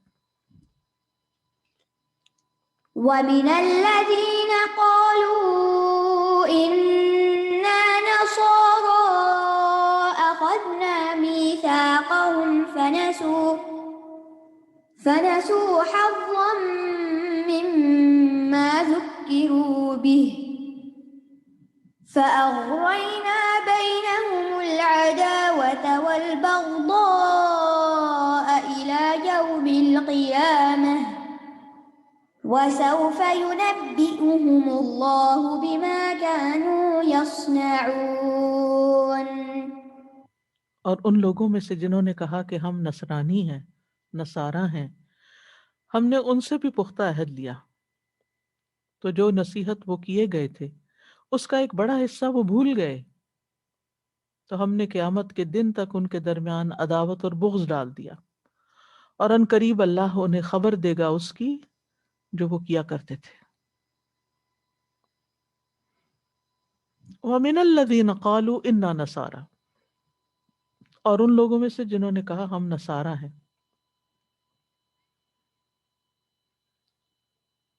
قرآن مجید میں آتا ہے عیسیٰ علیہ السلام نے کہا تھا کہ من انصاری اللہ قال الحواریون نحن انصار اللہ، تو یہ اسی سے ان کا نام نصارہ پڑا. اور یہ بھی کہا جاتا ہے کہ یہ ناصرہ بستی تھی جس میں عیسیٰ علیہ السلام پیدا ہوئے تھے، تو اس کی طرف نسبت ہے. بہرحال انہوں نے اپنا نام نصارہ رکھا جو ایک اچھا نام ہے، لیکن آج کل نصرانی کہنے کی بجائے وہ اپنے آپ کو مسیحی کہتے ہیں اردو میں یا عربی میں. اسی طرح یہودی لفظ جو ہے اس کا معنی اچھا ہے، یعنی وہ جس نے توبہ کی، انا ہدنا الیک. تو جنہوں نے کہا کہ ہم نصارہ ہیں، یعنی جو کرسچنز ہیں، ان سے بھی اللہ نے عہد لیا. اخذنا میثاقہم، ان سے بھی ہم نے عہد لیا.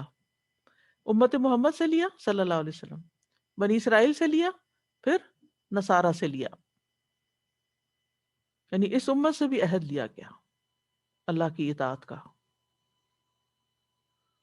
لیکن انہوں نے بھی کیا کیا، فَنَسُوا حَظًّا مِّمَّا ذُكِّرُوا بِهِ، وہی کہانی دہرائی جو بنی اسرائیل کی تھی. جس چیز کی انہیں نصیحت کی گئی تھی اس کا ایک بڑا حصہ انہوں نے بھلا دیا. اور اس میں علمی اور عملی نسیان دونوں طرح کے ہیں، دونوں نسیان شامل ہیں. یعنی جو نصیحت انہیں کی گئی تھی انہوں نے علم سے بھی بھلا دی، اور پھر اس سے بے رغبتی کی، عمل بھی نہیں کیا، اس پہ عمل کرنا چھوڑ دیا.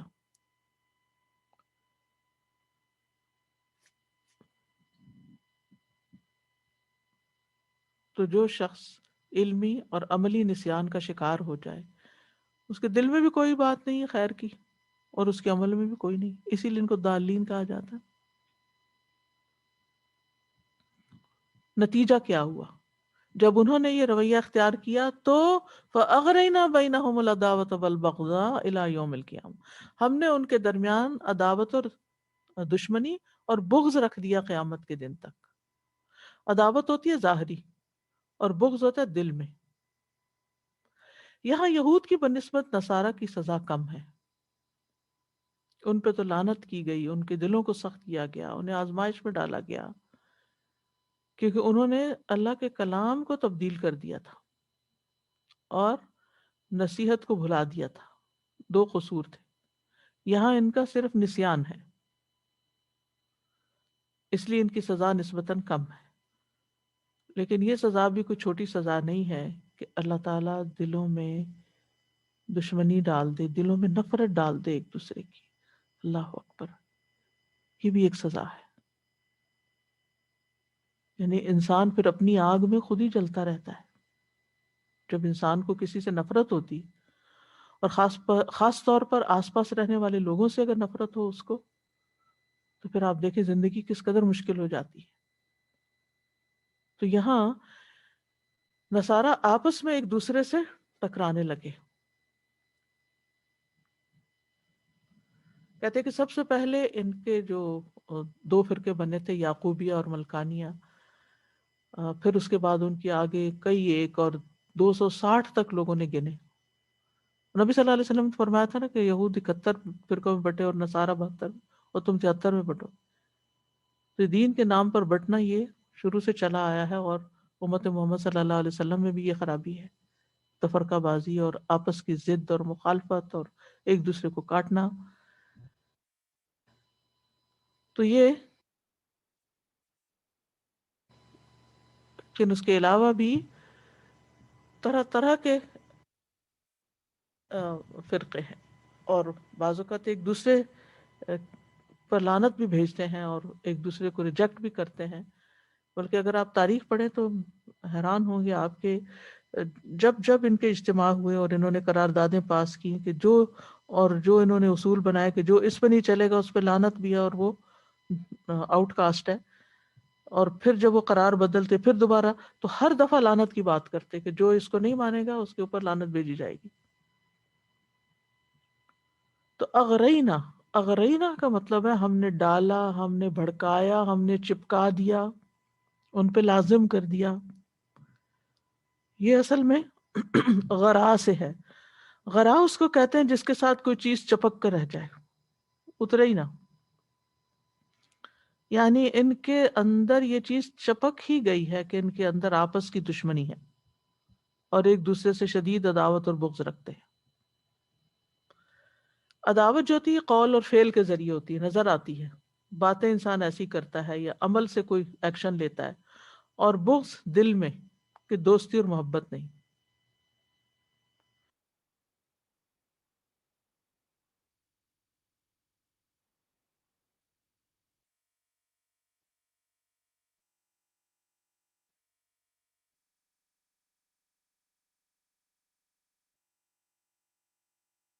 اور یہ بے عملی کی سزا ہے۔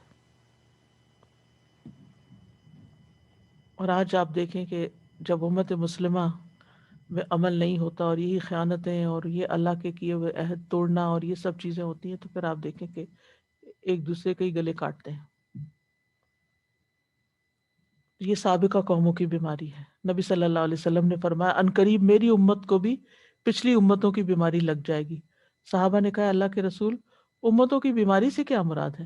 آپ نے فرمایا اترانا، تکبر کرنا، زیادہ مال جمع کرنے کی حرص کرنا، دنیا میں فریب سے کام لینا، بغض کرنا، حسد کرنا، حتیٰ کہ بغاوت اور ظلم قائم ہو جائے۔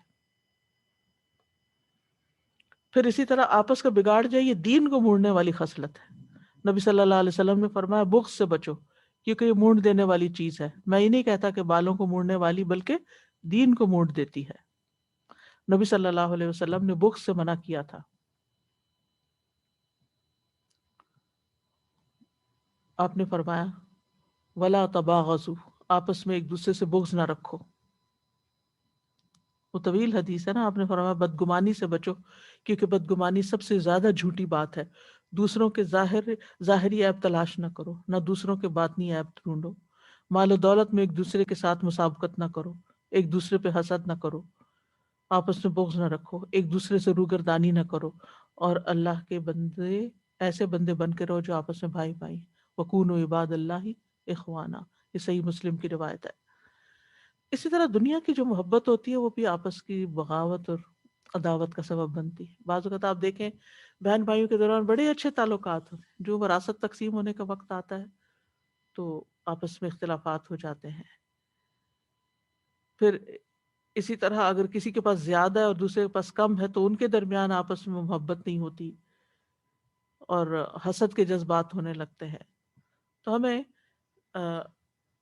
یہ محبت بھی ایک رزق ہوتا ہے جو اللہ تعالیٰ دلوں پہ اتارتا ہے، تو اللہ سبحانہ وتعالیٰ سے یہ مانگنا چاہیے، اللہم ارزقنا حبک وحب من یحبک وحب عمل یقربنی الی حبک، کیونکہ یہ محبت زندگی میں خوشی لے آتی ہے،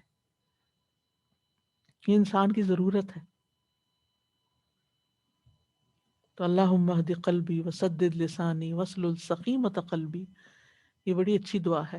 اے اللہ میرے دل کو رہنمائی عطا کر، میری زبان کو درستگی عطا فرما، اور میرے دل کے کینے کو دور کر دے، یعنی میرے دل کے اندر کسی کے خلاف بھی کوئی بغض ہے، کوئی نفرت ہے، کوئی حسد ہے، وہ نکال دے باہر۔ وسوف ينبئهم اللہ بما كانوا يصنعون، اور ضرور اللہ انہیں آگاہ کر دے گا ان چیزوں کے بارے میں جو وہ کرتے رہے۔ یعنی سوفا ذرا تاخیر کے لیے ہوتا ہے، یعنی سین جو ہوتا ہے وہ جلدی کے لیے ہوتا ہے اور سوفا تاخیر کے لیے۔ سیقوم و زید کا مطلب ہے زید ابھی کھڑا ہوگا، اور سوفا کا مطلب ہے بعد میں کھڑا ہوگا۔ تو یہ ایک طرح سے اللہ سبحانہ تعالیٰ کی طرف سے دھمکی ہے کہ اللہ تعالیٰ ان کے اعمال کی ان کو خبر دے گا، تو اس کے بعد وہ بدلہ دیا جائے گا جس کے یہ مستحق ہوں گے۔ اور بما کانوا یصنعون میں کیا ہے؟ یعنی اللہ کے عہد کو، اس دین کے اس حصے کو جو بھول جانے کا یہ کام کرتے رہے، جس کو یاد رکھنے کی انہیں وصیت کی گئی تھی، تو اس پر اللہ ان کو سزا دے گا۔ اب دیکھیے بنی اسرائیل سے جو عہد لیا گیا تھا نا، سورۃ البقرہ میں وہ بھی آتا ہے، ہم نے بنی اسرائیل سے عہد لیا کہ اللہ کے سوا کسی کی عبادت نہ کرنا، والدین کے ساتھ احسان کرنا، اور وقولوا للناس حسنا۔ تو یہ دین کے احکامات جو ہوتے ہیں، جب کوئی شخص کسی دین میں داخل ہو جاتا ہے تو وہ خود بخود اس عہد میں شریک ہو جاتا ہے۔ تو بہرحال اللہ سبحانہ تعالیٰ ان باتوں سے بے خبر نہیں، وہ لوگوں کے اعمال کو دیکھتا ہے اور اس کے مطابق جزا بھی دے گا۔ اور اللہ کی اطاعت آپس میں محبت کا سبب بنتی ہے، اور اللہ کی نافرمانیاں جو ہوتی ہیں وہ آپس کی نفرت کا ذریعہ بن جاتی ہیں۔ اور پھر یہ کہ قیامت آ کر رہے گی اور اس وقت انسان کو اس کے کیے کا بدلہ مل کے رہے گا۔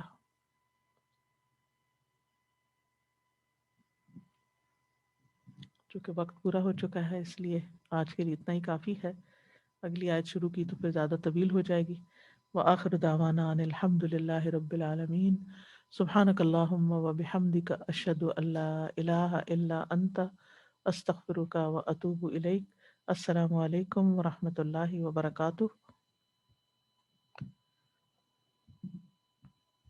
اللهم صل على محمد وعلى آل محمد كما صليت على إبراهيم وعلى آل إبراهيم إنك حميد مجيد۔ اللهم بارك على محمد وعلى آل محمد كما باركت على إبراهيم وعلى آل إبراهيم إنك حميد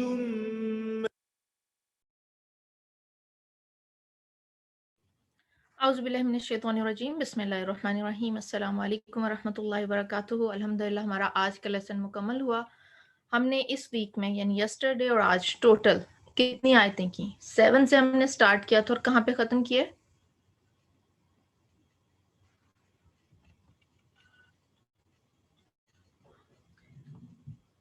14 پہ الحمدللہ۔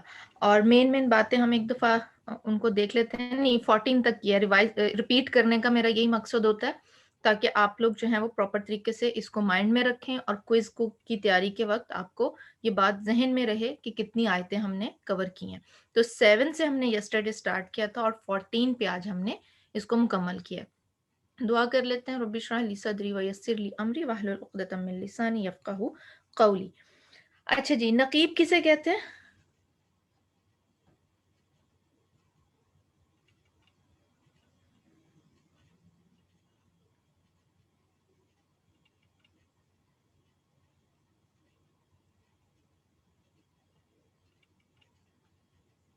ون ہو ٹیک کیئر، قائد الجیش تفتیش کرنے والا، معاملات کی تدبیر کرنے والا، ٹھیک ہے، انویسٹیگیٹر، ٹھیک ہے۔ نقیب انویسٹیگیٹر ہوگا اور انویسٹیگیشن تفتیش ہوگی، ٹھیک ہے۔ اچھا جی، مائیت کی کتنی 2 اقسام ہم نے پڑھی آج؟ کون کون سی؟ 3 تھیں، بالکل، خاص، میت عام، میت خاص، ان خاص الخاص، ٹھیک ہے۔ اچھا جی، اگر کوئی انسان یہ چاہتا ہے کہ وہ اللہ تعالیٰ کا قرب حاصل کرے تو اسے کون کون سے کام کرنے چاہیے؟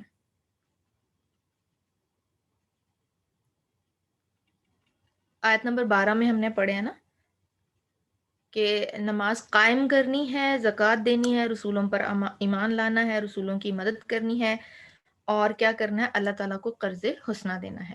تو اللہ تعالیٰ کو قرض حسنہ دینا سے کیا مراد ہے؟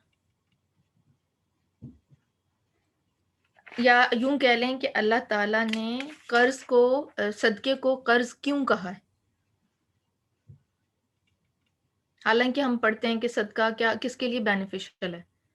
صدقہ ہمارے لیے ہے نا۔ زکوٰۃ کے علاوہ جو ہم دیتے ہیں اللہ تعالیٰ کے، ہم بعض حدیث میں پڑھتے ہیں اللہ تعالیٰ کے غضب کو ٹھنڈا کرتا ہے، بلاؤں کو ٹالتا ہے، خیر و برکت کا باعث بنتا ہے، ہم یہ پڑھتے ہیں نا۔ تو فائدہ تو ہمارا ہے، تو یہ اللہ کے ذمہ قرض کیسے ہو گیا؟ اللہ تعالیٰ اس کو واپس دیں گے، اور خرچ کرتے ہوئے انسان کے دل میں جو تنگی کا احساس پیدا ہوتا ہے نا، کبھی کبھی بعض دفعہ انسان کیلکولیشن کرنے لگ جائے نا، کبھی ایسا ہوتا ہے کہ کوئی آپ سے سڈنلی کوئی ہیلپ، فائنینشیل ہیلپ مانگ لیتا ہے، تو اس ٹائم کیا خیال آتا ہے ذہن میں؟ اب میں اس کو دوں گی تو میرے پاس کم ہو جائیں گے، لیکن اگر یہ بات ذہن میں ہو دس از قرض ان اللہ سبحانہ تعالیٰ، تو اللہ تعالیٰ مجھے واپس کریں گے، ناٹ ان ہیئر، بدلہ دیں گے اس کا ہیئر آفٹر میں۔ تو پھر کیا ہوتا ہے؟ انسان بڑے سکون سے، اور دس از دا ریزن بعض دفعہ ہم دیکھتے ہیں نا کہ کچھ لوگ بہت انانیمسلی بہت بڑے بڑے ڈونیشنز کرتے ہیں مساجد میں، خاص طور پہ اگر آپ نے کبھی دیکھا ہو تو کچھ لوگ، تو اس کے پیچھے کیا ریزن ہوتی ہے؟ یہ پورا یقین اور یہ اعتماد کہ یہ اللہ تعالیٰ مجھے واپس دیں گے۔ جی کتنی، اور سفیان ثوری کتنا خوبصورت ان کا وے تھا اس چیز کو اپنا بیان کرنے کا، کہ مرحبا اس شخص کے لیے جو کیا کرنے آیا میرے ساتھ، میرے دروازے پر میرے گناہ دھونے آیا۔ اور پھر کسی اور نے جو کیا کہا کہ اس شخص کا میرے اوپر احسان ہے جس نے مجھے یہ موقع دیا کہ میں ضرورت کے وقت اس کا خیال کر سکوں۔ تو لہٰذا ہم سے بھی اگر کوئی مدد مانگے، چاہے وہ فزیکل ہو، چاہے مشورہ ہو، چاہے فائنینشیل ہو، چاہے ایموشنل سپورٹ کوئی مانگ رہا ہے، تو حتی الامکان اس کی کوشش کریں، ٹھیک ہے جی۔ یہ اس وقت یہ رکھیں ذہن میں کہ یہاں پہ اور بھی بہت سارے لوگ تھے، بہت سارے لوگ ہیں نا دنیا میں، ایون سراؤنڈنگس میں بہت سارے لوگ ہوتے ہیں، تو کیا بات ہے کہ وہ صرف بندہ میرے سے رجوع کر رہا ہے، یا میرے پاس کیوں آ رہا ہے، یا میرے سے ہی وہ بات کیوں کر رہا ہے؟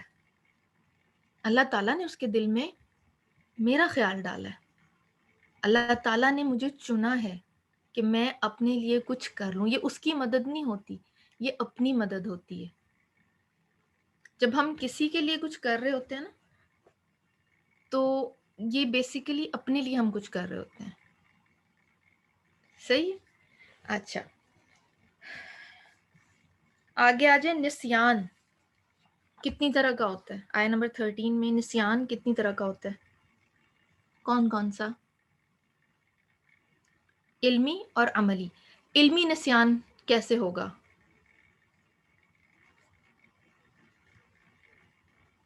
علمی نسیان کیسے ہوگا؟ کچھ ہم نے سیکھا وہ ذہن سے محو ہو گیا، غفلت کی وجہ سے علم کو بھول جانا.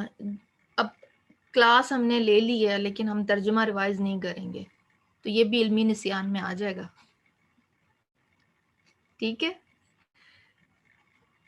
کیونکہ ہم جان بوجھ کے اس کو اگنور کریں گے نا اگر ہم اس کو ریوائز نہیں کریں گے. اچھا پھر کیا ہے عملی نسیان میں؟ کیا آ جاتا ہے کہ جو سیکھا ہے اس پہ عمل نہ کرنا، غفلت سستی کی وجہ سے اگنور کر دینا، ایکشن سے ظاہر نہ کرنا. اچھا جی، بنی اسرائیل نے شریعت کو کیوں چھوڑا تھا؟ بنی اسرائیل نے شریعت کو کیوں چھوڑا تھا؟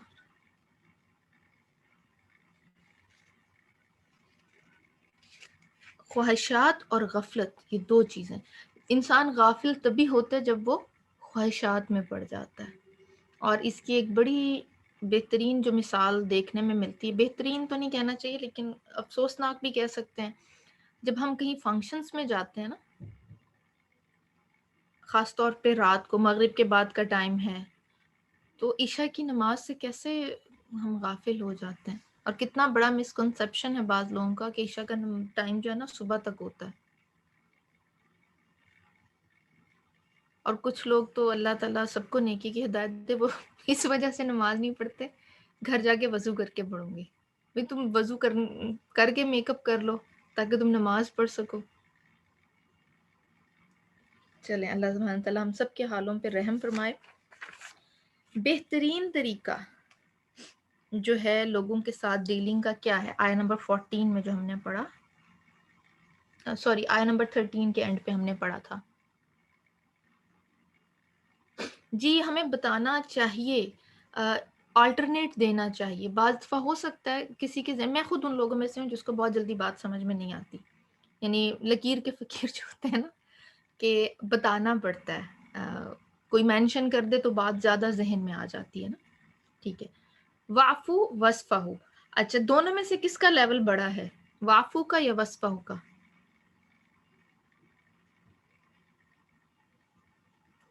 صف کا جو ہے لیول وہ زیادہ بڑا ہے. تو محسنین کون ہوں گے پھر؟ جن کے اندر یہ دو صفات پائی جائیں، وعفو وصفہو، اور وہ احسان کے درجے پہ کام کریں. اور یہ بہت مشکل ہوتا ہے واقعی. بہت استاذہ نے صحیح کہا کہ ہم ریئیکشن تو شو نہیں کرتے، وعفو والا کام ہو جاتا ہے لیکن اس کو آگے بیان کرنے سے ہم نہیں رکتے. ہم اپنا دل ضرور ہلکا کرتے ہیں. دل ہے نا بہت بوجھل ہو جاتا ہے. اچھا دل سے یا زبان سے سار نہ کرے تو شکل پہ 12 بجے رہتے ہیں.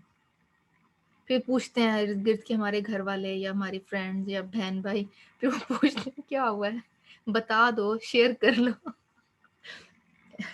پھر ہم شیئر کرتے ہیں تو پھر ہم وہ وعفو والا جو مسئلہ ہے اس کو وصفوں کے لیول پہ نہیں آنے دیتے. اچھا اس میں ایک چیز دیکھی ہے میں نے پریکٹیکلی، بتا ہی دیں ہے نا.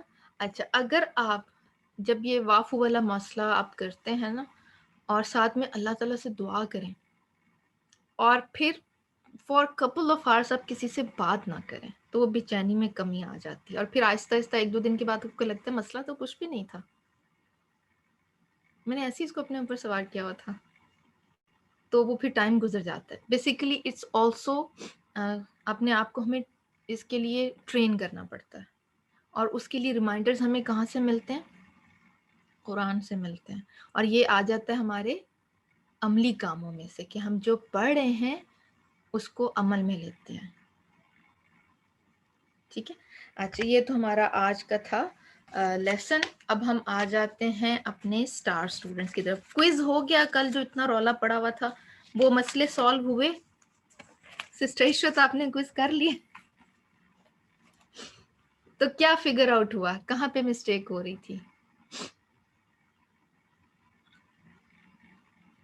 کہاں کمی آ رہی تھی؟ ہماری طرف سے تھی یا آپ کی طرف سے تھی؟ سٹریم سلیکٹ نہیں کی تھی نا، اتنا رولا ڈال رہے تھے ہم، سٹریم.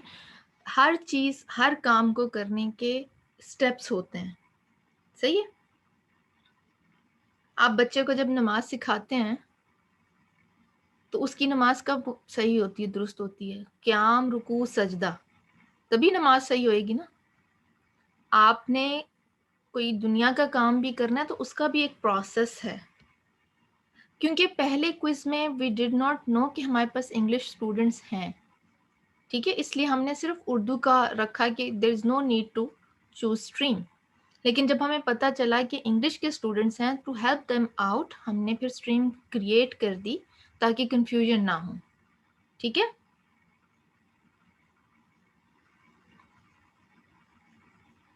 تو اسٹیپس کو جو ہے نا آپ تھوڑا سا نا ڈیش بورڈ کو ایکسپلور کیا کریں. بعض دفعہ کیا ہوتا ہے، میں نے کہا نا میں بھی انہی لوگوں میں سے ہوں کہ بس جو کام بتا دیا جاتا ہے نا اتنا ہی کرتے ہیں.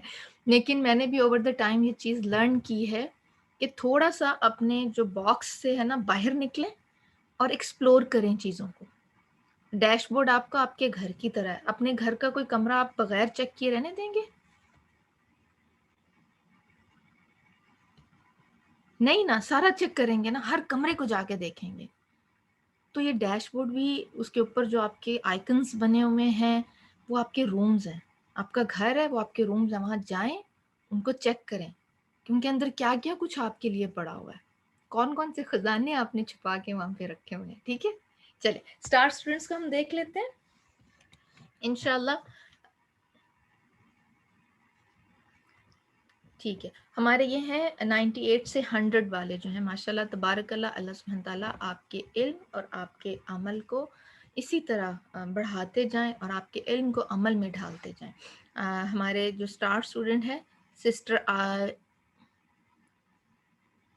چلیں سر مائدہ، کوئز نمبر جو ہے وہ ہمارا 2 ہے انشاءاللہ.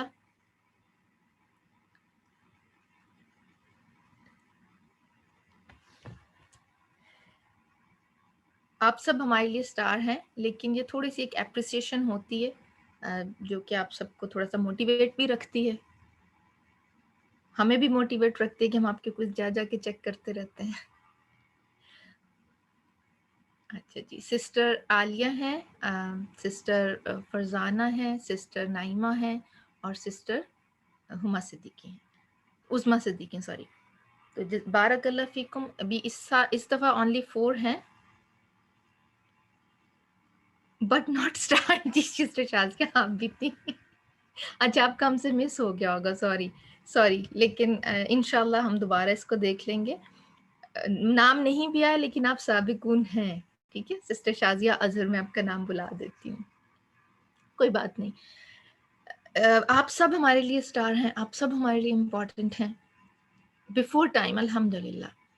تو یہ کوئی بات نہیں، اس میں پریشان نہیں ہونا آپ نے. انشاءاللہ نیکسٹ ویک میں امید کرتی ہوں کہ میں اور زیادہ جو ہے نا اسٹوڈنٹس کو دیکھوں گی. اس دفعہ تھوڑا سا کنفیوژن تھا شاید اس لیے، لیکن نیکسٹ ویک انشاءاللہ اب سب کچھ سیٹ ہے، اسٹریم ڈن ہے. اب چیک لسٹ دیر ہے،